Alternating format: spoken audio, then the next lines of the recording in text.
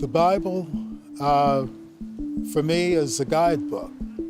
I think it's inspired by God, and I do think it's filled with inaccuracies. From a historical context, if you're like a literary studies person, the Bible is just another text in many ways, and truth is, I guess I'm a bigger believer in empirical evidence. It helps me figure out how to live in kind of this crazy world. The Bible is the most trustworthy book on the planet Earth.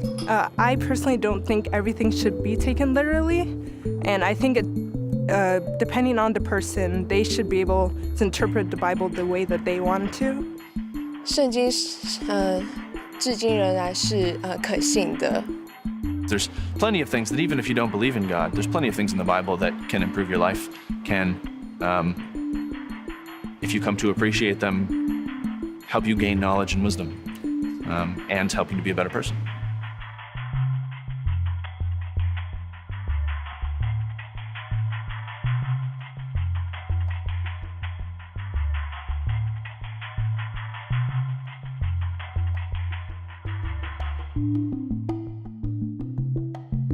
The Bible? That's controversial. Thank you for asking. You'll see yourself in there. You'll see things in there that remind you of yourself, and it'll make you really want to change. You realize that that Bible's not lying to you, but it's telling you truth. It's a storybook, just like any book that you can buy at the library. It's just a storybook written by some people about some character. Muchas personas leen la Biblia en diferentes maneras. So, usted lo lee, es como tú vas a tomar en vida. I think the values that are presented in the Bible and the stories, I mean, they're all stories that apply to everyday life and things that have actually happened. So I think there's definitely truth, and you can definitely trust in what it's saying. The Bible is still here. This book is almost 2,000 years old. It still exists for some reason, and to me, that stands out. That means something. It's not coincidence.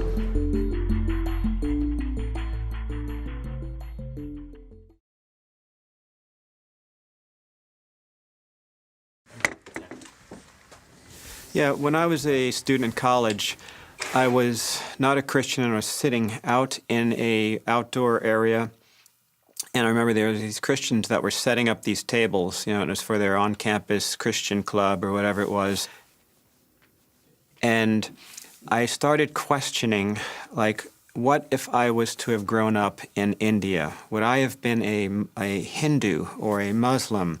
What if my parents were Muslim? Would I just then have adopted the Muslim worldview and the writings, of Muhammad? Like, what would have happened if I did not grow up in suburban America? And as I was looking at these college students that were putting out their pamphlets and their Christian, booklets and things that were out on the table, and they had some Bibles that were out there, I'm like, right, they're basing this information from the Bible.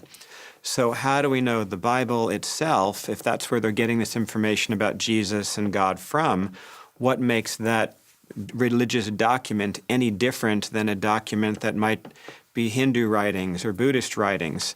Because they all seem to claim that they are the authentic truth. I think if you just opened the Bible randomly and tried to read it, you could potentially turn to a page that would be incomprehensible or even offensive. I looked at everything from creation through to some of the horrible, horrible bits in Judges with the genocides and all these horrible things which happen. And so it wasn't like, oh, I picked up a book and it was easy. So I think it's important to understand the way the Bible holds together. This is one book, but it's really a compilation of 66 books, right? Written by over 40 authors over like 1,600 years. And I think what puts the pieces of the Bible together for me is that really all of those 66 books are telling one story. And the fact that we have this one book that is written over such a long period of time by so many different people, and ultimately it all connects and points to Jesus, that's brought me a huge amount of comfort in it, because That's just I mean, it's impossible for you to make a book work like that. What started convincing me, it was a little by little process. You know, like it mentioned cities, it mentions names, it mentions, you know, it's talking that it's history. And so a big thing for me was to say, like, all right, is this mythical or are these places real? And so then I started looking into the historicity of the scriptures. Because you can go to other religious documents and they can't find that, as I was comparing a bunch. Then a big question was also, you know, like, I assumed that it was so far from what was originally written, because how did they, you know, how do we have today what was about, you know, thousands and thousands of years old? And I found there's a few scholars who they go and study how did the Bible get translated into the English version that I read today.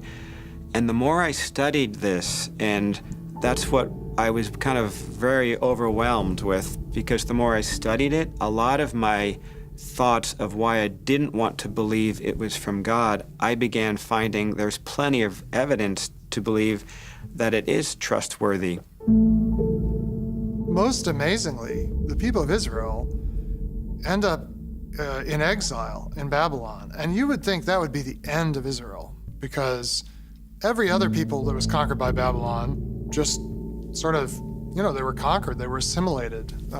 We don't have any records of those nations. And yet, at the moment when this empire has taken over the people of Israel, these prophets arise and they say, God has not forgotten you, God has not forgotten his people. And they give this picture of what's going to happen. Israel's going to return to the land, and in the land, God is going to meet his people. And then Jesus of Nazareth appears, and his cousin, John the Baptist, says, you know, those prophecies from hundreds of years ago are being fulfilled now in this person. And the idea that this all connects, that the prophecies of Jeremiah and Ezekiel in the 500s, 600s before the Common Era connect to what happens in Galilee in 0 of the Common Era, and that connects to what happens in the church 50 and 100 years later. It's just amazing. I think a lot of times you have to go back to when it was written, the audience it was written to. Some stories were written as poetry, some were written as songs, some were written as parables and stories. Some were meant to be taken literally, some were meant to be taken in other ways. We would be missing the point to say, was there literally a prodigal son? Was there a father on a farm in ancient Israel living somewhere, and what was it, a 2.4 acre plot and the son got 1.2 acres of it? I think to think like that in many ways would be to miss the point. Whether that story is historically spot on doesn't really matter in some senses, because the beauty of what's being communicated is so rich and so true that we should listen to the meaning of the text rather than fighting over its details. The question I think we should ask is it true in my heart? I was dyslexic as a kid, and I'd never read a book in my life. My religious education teacher in school, she lent me a Bible, and I'd never attempted to read a book from cover to cover. I'd kind of compensated for dyslexia. And as I read the Bible, I felt as though I was encountering someone who really I kind of knew already. If there was anything mystical about Christianity, it's in that moment where something kicks on in me, something turns on, where I read something about God and it brings me joy and comfort and delight, or I read something that talks about what I'm like and it sings and it stings at the same time. The Bible isn't just sort of like a manual so that you can feel better about yourself, but it actually comes to speak into my life about my relationship to money, about leadership, about my lust, about my my relationship to others, about my thinking about people who don't share the same faith as I have. You know, it's referencing the history of people and how they lived their lives, and that's so applicable today, you know.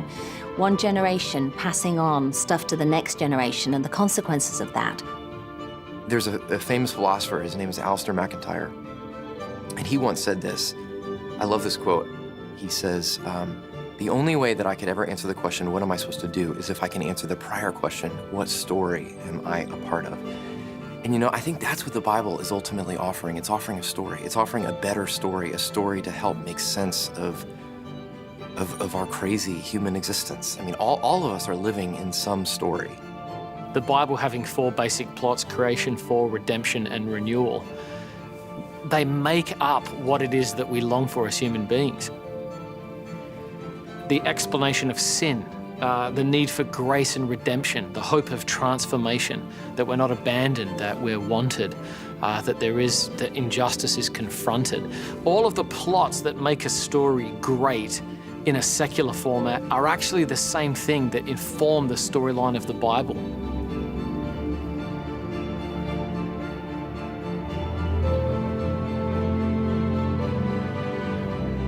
And so I think that in some sense it is the true human story that underlies our experience and our existence. Just like Jesus, when people met him, they actually had very strong reactions to him. I think the Bible produces that.